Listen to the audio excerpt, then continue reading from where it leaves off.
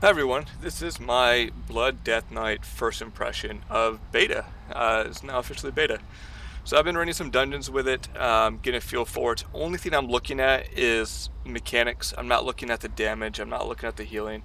All that are just numbers, and the numbers are going to be tuned. So talking about the damage now is pointless, talking about the healing now is pointless. So what I'm focusing on is it fun to play? Does it work well, like the abilities work well together?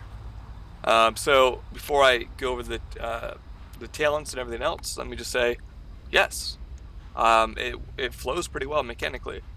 Everything works mainly just like it does in Legion.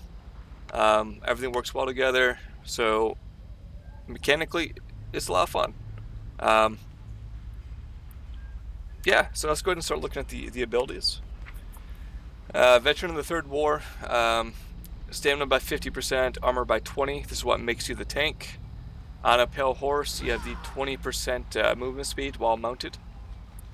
The Mastery Blood Shield, you gain, what was this? You heal yourself with Death Strike. You gain a 41.2% of the base amount healed as a physical shield. That's based on Mastery. Crimson Scourge, your auto attacks have a chance to give you a free Death and Decay, which is really nice. So Wraith Walk is still here. This is your 70% increased movement speed for 3 seconds and a 45-second cooldown. I'm assuming it's still broken on steps, like it is in Legion. Maybe, maybe not. Vampiric Blood, 1.5 minute cooldown. This increases your maximum health by 3,800%. And increases all healing you receive by 30% for 10 seconds. So this is still it's still good cooldown. So have your Rune Forging, Razor Eyes, Fallen Crusader, and Stone Gargoyle. Now Reap Magic is a new baseline ability. 10-second cooldown. You reap one beneficial magic effect from your target, removing it and granting you 25 runic power. This is like a purge that gives you resources. So assuming you know what bosses and trash and everything else uses like some sort of boon that you can just strip from it, this is a really nice a runic power boost. It's like an offensive, defensive purge. Raise Ally is still here. Only problem with this is this is your battle res. It costs you 30 runic power, so you can't just throw it out there. So that's kind of dumb. I don't like the runic power, but yeah. So Path of Frost is still here. Mind Freeze, your Interrupt, is still here. Morrow so this is the same. Basically, it smashes the target, costs 2 runes, it gives you Bone Shield.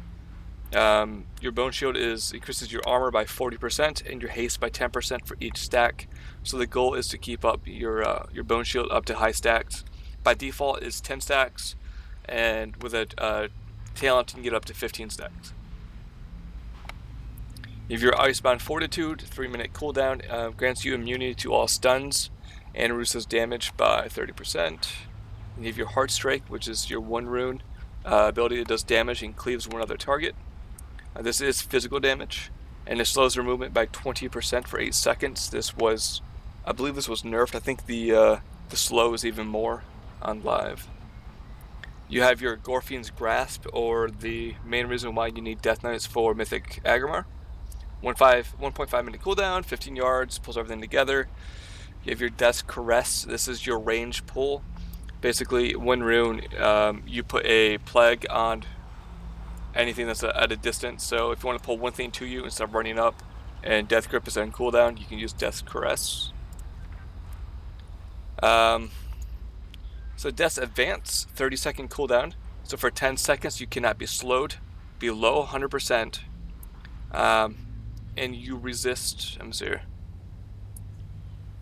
You're immune to knockbacks, which is huge.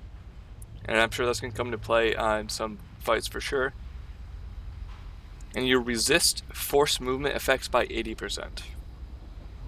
So that's kind of nice. So the whole idea of this is, since you don't have any mobility, the goal is to make it so you don't get pushed back, which is nice. Since you can't just leap in or glide, you just don't move anywhere at all. So that's pretty cool. So Death Strike, your main runic power spender, does physical damage and heals you. That hasn't really changed. Death Grip, is the same thing as live. It's a second taunt pulls an add to you. But last I heard, it is on global cooldown. And honestly, when I was running those 2 dungeons earlier, playing with some stuff, I didn't notice the global cooldown. So unless I checked, this should be on the global cooldown, which is kind of dumb, but yeah. Death Gate is your teleport back to your ebb and hold. Death and Decay, basically your ground effect. Costs 1 rune unless it's free from the 1 proc. Then you have your taunt, your dancing rune weapon, 2-minute cooldown for 8 seconds. That bolsters. Well, the sword mirrors every attack you do, and you gain 40% parry. Control Undead still in the game, so you can control Undead. The only time I've really seen that used is Upper Kara, or yeah, Upper Kara. Then you have Blood Drinker, that's a talent, but we'll go over those in a minute. Blood Boil still here. So basically this is your AoE, and it puts your Blood Plague and everything. Now this is baseline. Yeah, I can't say it clearly, but this is not baseline. So it's a 5-second stun and a 45-second cooldown. And then I found this interesting. Anti-magic shell is still in the game. So you put a shell up for 6.5 seconds, absorbing roughly 12,000 magic damage at this level, and preventing the application of harmful effects. Most classes had their magic DR removed from the game. I know on Demon Hunter we no longer have Empower Wards, so it's kind of interesting they still have this in the game for magic. Well, magic, it's not really DR, I guess it's absorbs, but still. So that's interesting. I wonder if that's going to come to play on like any magic heavy fights, why you would want a BDK over any other tank. So interesting. Talent wise, let's look over this quickly. So some of these have changed, some of them haven't. So row 56, you still have Heartbreaker. 2 additional runic power per target hit, so you can get 4 per heart strike. Blood Drinker, 1 rune, it drains 3,800 health from target over 2.4 seconds. You can cast it while moving, and you can still parry, dodge, and use defensives. And then you have Rune Strike that does 1,300 physical damage with a 1-minute cooldown. So the cooldown is reduced by 1 second for every rune you spend. I don't know how good this would be since it's physical damage, and physical damage is mitigated by armor. But if you can get that realistically down to like a...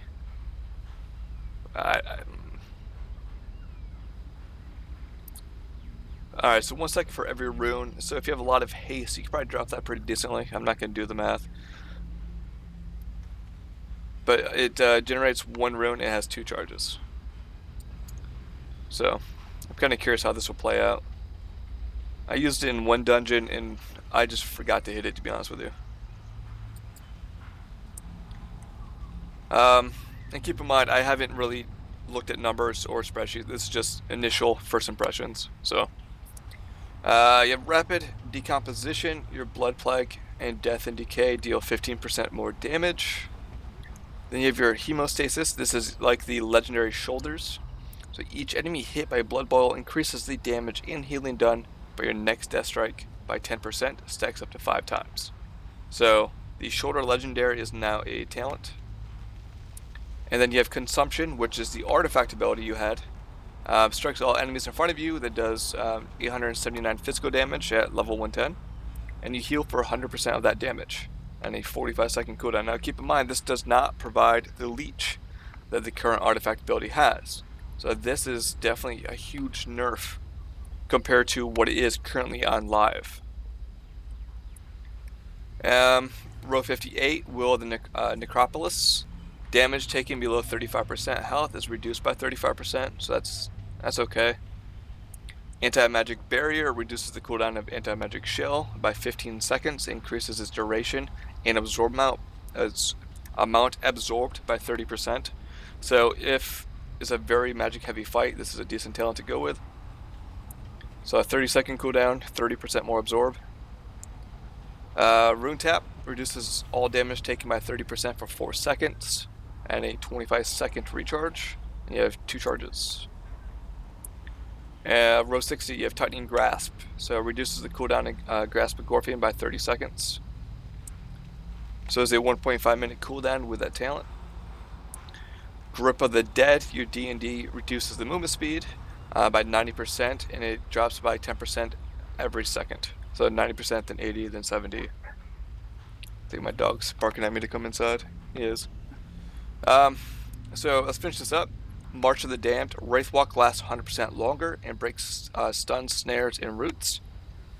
So I don't know why you would take this over, say, maybe a Tightening Grasp in a dungeon, but you may want to. Then we have Foul of the Bulwark. Each charge of Bone Shield increases your maximum health by 1%. So if you take this talent, you have a 10% health increase. So right now I'm sitting at 25,000 HP, so that'd be like 2.5k more HP at max stacks. Then you have Ossuary. Bone Shield stores up to 5 additional charges, so 15 stacks. And your maximum runic power is increased by 25. And then Tombstone. He really wants to come inside. Here in a sec. Alright, he's back inside. It's such a nice day. I don't know why he wanted to come in.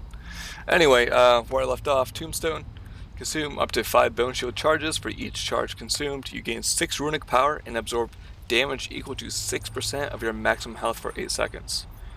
On a 1 minute cooldown, so kind of if you need a big shield, you could use it. So 6% up to 5, so 30% maximum health for 8 seconds. But it also costs you 5 Bone Shield charges to do it. Kind of curious if this is going to be good at all. Voracious Death Strike grants you 15% leech for 6 seconds. Since you're always using Death Strike anyway, it's almost permanent uptime of 15% leech. It's not bad. I was just playing with Bloodworms. I doubt that these will ever be picked. This is RNG, and being a tank, you want consistency and not RNG. So, Bloodworms, I'm sorry. Every time you auto attack, you have a chance of summoning a Bloodworm. They deal minor damage to your target for 15 seconds. At the end of 15 seconds, they explode, healing you for 15% of your missing health. If you drop below 50% health, they explode immediately. So basically, 15% of your missing health could be a decent amount if you're about dead. It could be nothing if you're about topped off. And it's completely RNG, so they spawn if you're lucky based on auto attacks. I don't know what the formula is for the spawn rate. I'm sure there is one, but it's not consistent. So I was just playing with it in the last dungeon, and honestly, when they exploded, I didn't really notice too much. And then you have Mark of Blood. Instant, 15-yard range, 30 runic power. Places a Mark of Blood on an enemy for 25 seconds. The enemy is a damaging auto attacks will also heal you for 20% of the missing health. So row 100, Purgatory. This hasn't changed, I don't think. As a cheat death, and it absorbs incoming healing equal to the damage prevented, lasting 3 seconds. If any healing absorption remains when this effect expires, you will die. This may only occur once every 4 minutes. So 4 minutes, I think, is changed. Maybe. I don't remember what it is on live. I know last resort is 8 minutes. But it's a cheat death, which is nice, but it has the negative side effect that if you're not healed up over the difference in 3 seconds, you're dead anyways. So on Mythic Agrimar that we just did, watching my co-tank accidentally get the second foe breaker. He survived the foe breaker, but you know he's going to die anyway because there's no way the healer is going to heal up the difference in 3 seconds. So it's like a double-edged sword. It's good if it prevents a death that like like a million overkill or something like that. You can top it off really quick, but it's bad if it's kind of worthless if you just die to something as big as like the second foe breaker. Red Thirst reduces the cooldown on Vampiric Blood by 1 second per 10 runic power. So this is nice. It gives you more uptime of your Vampiric Blood. And then lastly, Bone Storm. Anywhere between 10 to 100 runic power, 1 min cooldown. World Bone and Gore batters nearby enemies, dealing 335 shadow damage every second and healing you for 3% of your maximum health every time it deals damage. It lasts 1 second per 10 runic power. So if you use it at 100 runic power, it stays up for 10 seconds. And it's shadow damage, therefore it's not mitigated by armor. But I don't know if it's worth it. We're just gonna have to play around and see what it does on live, especially in Mythic Plus. So the whole idea, the more ads you have up. So this is like an AoE ability. So the more ads you have up, the better off it's going to, more useful it's going to be. I don't know if it's going to be better than, say, like Red Thirst or Purgatory, but I don't know. So that is the Blood Death Knight. It's a very familiar compared to the Legion Blood Knight or Blood Death Knight. Like I said at the beginning of this video, it is fun. I enjoyed playing it. Everything flows pretty well. So if you like a class like this, then this, it plays well. So yeah, I have some footage I might put up, or I might run some other stuff and put that footage up. Let me know if you have any specific questions and I can test it. Otherwise, thank you for watching.